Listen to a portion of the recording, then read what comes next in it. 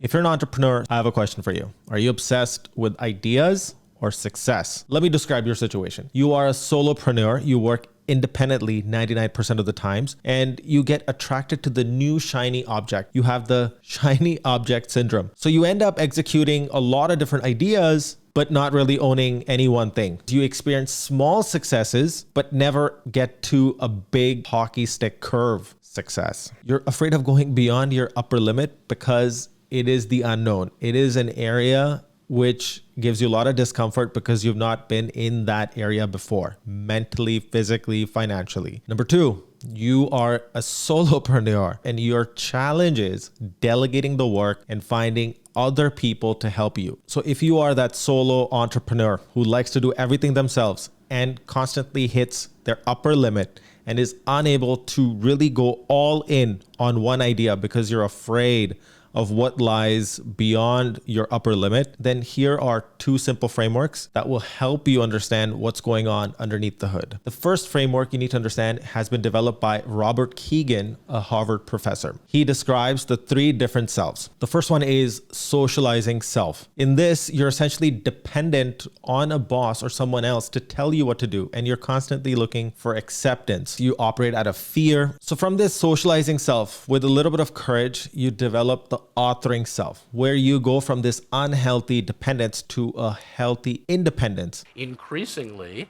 there is a kind of demand for us to be able to actually step back from others' expectations because, for example, they may not always agree, and to begin to form an internal seat of judgment, a kind of personal authority, a kind of framework of our own kind of personal ideology.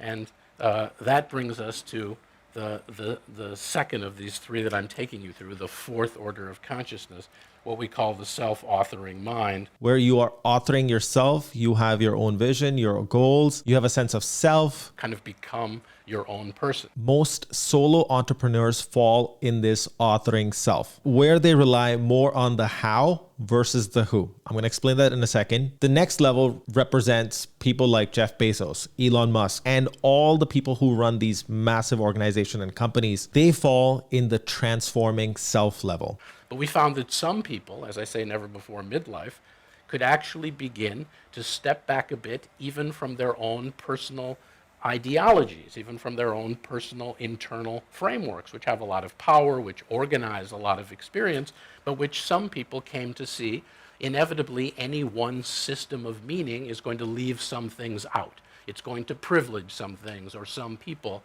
and it's going to kind of, disadvantage others. The key difference between the transforming self and the authoring self is the how versus the who. How will I do this?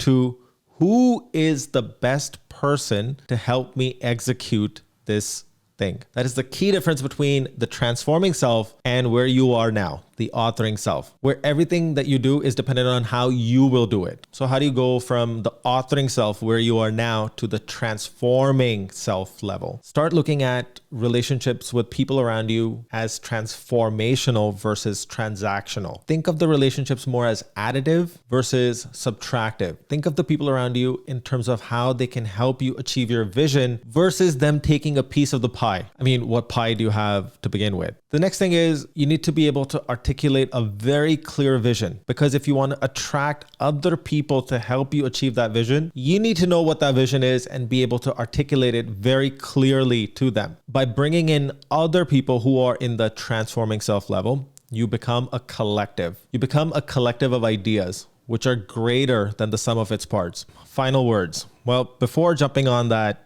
new shiny thing, become a little bit more self-aware and realize that every time you abandon an old idea, you're taking the same set of problems, inner challenges that you have to that new idea. And so despite having all the great ideas, you're not going all in on any one idea and getting the success that you deserve and want.